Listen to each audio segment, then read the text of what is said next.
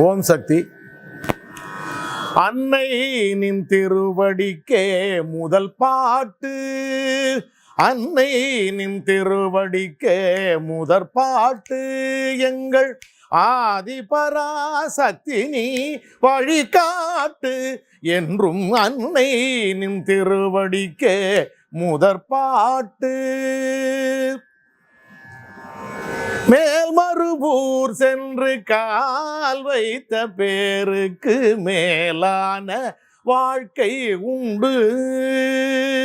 மேல்மருவூர் சென்று கால் வைத்த பேருக்கு மேலான வாழ்க்கை உண்டு. இதுதான் சமயமையா, மருவூராள் இருப்பிடம் வாருமையா. ஐயா இதுதான் சமயமையா, மருவூராள் இருப்பிடம் வாருமையா.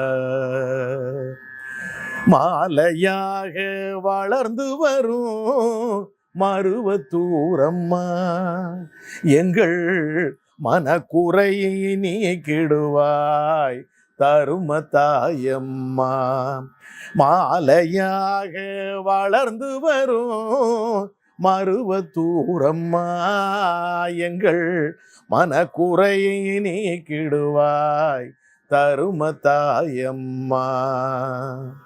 இந்த மாதிரி பாடிக்கிட்டே இருக்கலாங்க. ஏகப்பட்ட பாட்டு அம்மா மேலே பாடியிருக்கிறான்னு இப்பயும் பாடிக்கிட்டு தான் இருக்கேன்.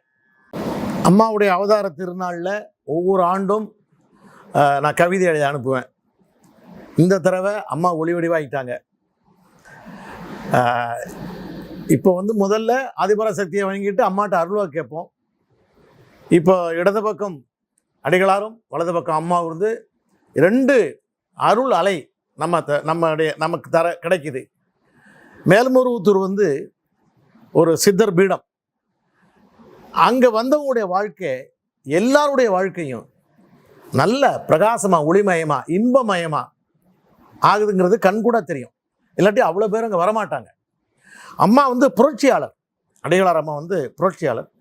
பெண்களும் வழிபடலாம், எந்த காலத்திலையும் வழிபடலாம் என்பதுதான் மேல்மருவத்தூருடைய சிறப்பு. மற்ற இடங்கள்லாம் பெண்கள் இந்த காலத்தில் உள்ள நுழையக்கூடாது, கருவறைக்குள்ளே நுழையக்கூடாது அப்படின்னு. பராசக்தியே பெண்ணு தானே. அப்போ பெண்களுக்கு முக்கியத்துவம் கொடுக்கணும்னு அம்மா அவர்கள் எடுத்த முயற்சி. ஒவ்வொரு ஊர்லேயும் வார வழிபாட்டு மன்றம், இந்த பெண்களே இருந்து அந்த அம்மாவுக்கு அபிஷேகம் செய்கிறது, அம்மா வேண்டுறது, அப்புறம் தமிழில் மந்திரங்கள், அப்புறம் எல்லாருக்கும் ஒரே உடை செவ்வாடை. இதில் எந்த மதமும் சம்மதம், எந்த சாதி இனம் கிடையாது. எல்லோரும் அம்மாவின் பிள்ளைகள் அப்படிங்கிற ஒரு தத்துவம் அடிகளார் அம்மா கொண்டு வந்தது. அது யாராலும் செய்ய முடியாத ஒரு பெரிய தொண்டு. அதை அம்மா செஞ்சுருக்காங்க. அது என்றைக்குமே நம்ம அம்மாவுக்கு தொண்டு செய்யணும். அம்மாவுடைய விருப்பமே தொண்டு செய்கிறது தான். அதாவது பல பேரை பொறுக்கின்னு திட்டினவங்க நான் பார்த்துருக்கேன். பல பேரை பொறுக்கின்னு திட்டினவங்கலாம் அங்கே குப்பையை பொறுக்கிட்டு இருந்தாங்க மேல்மருவத்தூரில். ஆனால் சாமியாவது பூதமாவது அப்படின்னு சொன்னவங்கலாம் மந்திரம் தான். நீங்கள் சொக்கலிங்கம் இருக்கார், அவர் சொக்கலிங்கம், அவர் கவிஞர், மேல்மருவத்தூர் கவிஞர். அவர் முதல்ல சாமி இல்லை பூதம் கிடையாது திட்டிட்டு இருந்தவர். அவர் மந்திரம் எழுதுறாருங்க.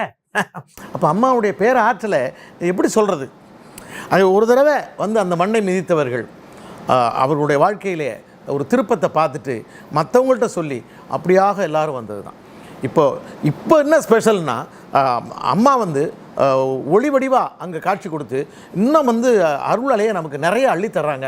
அதை போய் வாங்கிக்கணும். நம்ம போகும்போது எப்படி போகணும்னா, நிறைய ஒரு உதாரணத்துக்கு நான் சொல்கிறேனே, எனக்கு அவ்வளோவா ஆன்மீகம் தெரியாது, எனக்கு தெரிஞ்சதை நான் சொல்கிறேன். அம்மாவுடைய அருள் கிடைச்சதுனால தான் அதை நான் சொல்கிறேன், இல்லைன்னா எனக்கு சொல்ல வராது.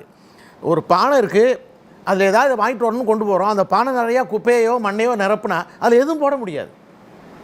அதனால் நீங்கள் எப்படி போகணும், மருவத்தூரில் வெற்று மனதோடு போங்க. நிறைய குப்பைகளை சுமந்துக்கிட்டு போகாதீங்க. அழுக்கு குப்பைகள் இதெல்லாம் சுமந்துட்டு போகாதீங்க. அப்படியே வெற்று மனதோடு போங்க. அப்படியே நிரப்பி தருவாங்க அம்மா. அள்ளி அள்ளி போட்டு நிரப்பி தருவாங்க. வரும்போது அருள் வீச்சோடு வருவீங்க. நீங்கள் நினச்சாலும் நடக்கும். அப்படியே கரண்ட்டு எப்படி நீங்கள் பேட்டரி சார்ஜ் ஆகுது அது மாதிரி மருவத்தூர் போனால் எல்லோரும் மனசில் வச்சுங்க, சார்ஜ் பண்ண போகிறோம். எதை நம்முடைய வாழ்க்கையை ஒளி பிரகாசமாக இருக்கிறதுக்கான சார்ஜபிள் அங்கே தான் கிடைக்கும். அப்போ நீங்கள் சார்ஜ் பண்ண போகும்போது பேட்டரி எப்படி இருக்கணும், சார்ஜ் பண்ணுற அளவுக்கு இருக்கணும்ல. அதனால் மனசுக்குள்ளே அழுக்கு குப்பை, அதாவது எப்பொழுதுமே மனதை வந்து சந்தோஷமாக எல்லாரும் நல்லா இருக்கணும், நாமும் நல்லா இருக்கணும்னு நினைங்க, கண்டிப்பாக நல்லா இருக்கும். வேண்டாத எண்ணங்களை மனசுக்குள்ளே எடுத்துட்டு எல்லாம் உன்னுடைய இதுதான் அம்மா, நீ அது வேணும் இது வேணும்னு போய் ஒன்று ஒன்றா கேட்காதீங்க. அம்மாக்கிட்ட என்ன கொடுக்கணும்னு தெரியும். அம்மாக்கிட்ட போய் பல பேர் விண்ணப்பிக்கிறத நான் பார்த்துருக்கேன். ஒரு 2 விண்ணப்பம் வைப்பாங்க, அதுக்கு பின்னாடி என்ன இருக்குங்கிறது அம்மாவுக்கு தான் தெரியும், நமக்கு தெரியாது. அம்மாக்கிட்ட என்ன தெரியுமா, என்னை கரை தேற்றுவது எப்படி என்று அம்மா உனக்கு தெரியுமம்மா, அதன்படி செய்துவிடு, அவ்வளோதான். வேறு எதுவுமே கேட்க வேண்டாம். என் குடும்பம் எப்படி நல்லா இருக்கணும், என்னை எப்படி வழி நடத்தணும், என் பிள்ளைகளை எப்படி கொண்டு போகணும், என் மனைவி மக்களை எப்படி கொண்டு போகணும், நான் எப்படி வாழணுங்கிறது நீட்ட பிச்சையம்மா, அதன்படி செய்துவிடு, நான் உன்னுடைய பாதத்தை வணங்குகிறேன், அவ்வளோதான், முடிஞ்ச வச்சு எல்லாம் அம்மா பார்த்து. இல்லை ஒன்று ஒன்றா கேட்குறது, என் பிள்ளைக்கு வந்து எம்பிபி சீட்டு கிடைக்கணும், சரி எம்பிபி சீட்டு கிடச்சி அதை மட்டும் கொடுத்துட்டா போதுமா, அவர் வேலைக்கு போக வேண்டாமா, அவர் நல்ல மனையால் அமைய வேண்டாமா, அவரோட வாழ்க்கை இன்பகரமாக அமைய வேண்டாமா, ஒன்று ஒன்றா கேட்காதீங்க. எது வேணுங்கிறது உனக்கு தெரியும் இல்லையா, அது என்ன நான் ஒன்று ஒன்றா சொல்கிறது அப்படின்னு எல்லாத்தையும் அங்கே விட்டுருங்கன்றேன்.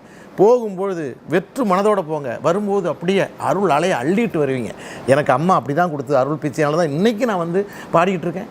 இன்றைக்கி நான் பாடிக்கிட்டு காரணம் யாருங்கிறீங்க, அம்மா தான். அம்மாவோட அருள் இல்லாமல் நடக்கும், எது நடக்கும் சொல்லுங்கள் நீங்கள். இன்றைக்கி அம்மா வந்து அருளோடு ஆரோக்கியம். இன்றைக்கி என்ன பாருங்கள், எனக்கு வந்து சம்பாதிக்கிறதுக்கு பணம் சம்பாதிக்கவும் கொடுத்து என்னை புகழையும் தந்திருக்கா பாருங்கள், புகழோடு பொருளும் கிடைக்கிது. யார் தந்த பாக்கியம், அது யார் தந்த பிச்சை, அம்மா தந்தது. அதனால் அம்மா பற்றி பேசினா கண் கலங்கிடும் எப்பொழுதுமே. அம்மாவுடைய பாட்டு இல்லாமல் நான் கச்சேரி பண்ணதே கிடையாது. நான் மேல்மருவத்தூர் ஆதிபராசக்திங்கிற சொல்லு இல்லாமல் ஒரு கச்சேரியும் நான் பண்ணது கிடையாது. அதில் வரும் அம்மாவை நினச்சி தான் நான் எல்லாம் வாழ்ந்துக்கிட்டு இருக்கேன். அம்மா என்னை வாழ வைப்பது போல் எல்லோரையும் வாழ வைக்கணும். இதை பார்த்துட்டு இருக்க அத்தனை பேரும் நலமாக இருக்கணும், சுகமாக இருக்கணும், ஆரோக்கியமாக இருக்கணும், ஆனந்தமாக இருக்கணுங்க. அதுதாங்க வேணும். வணக்கம்.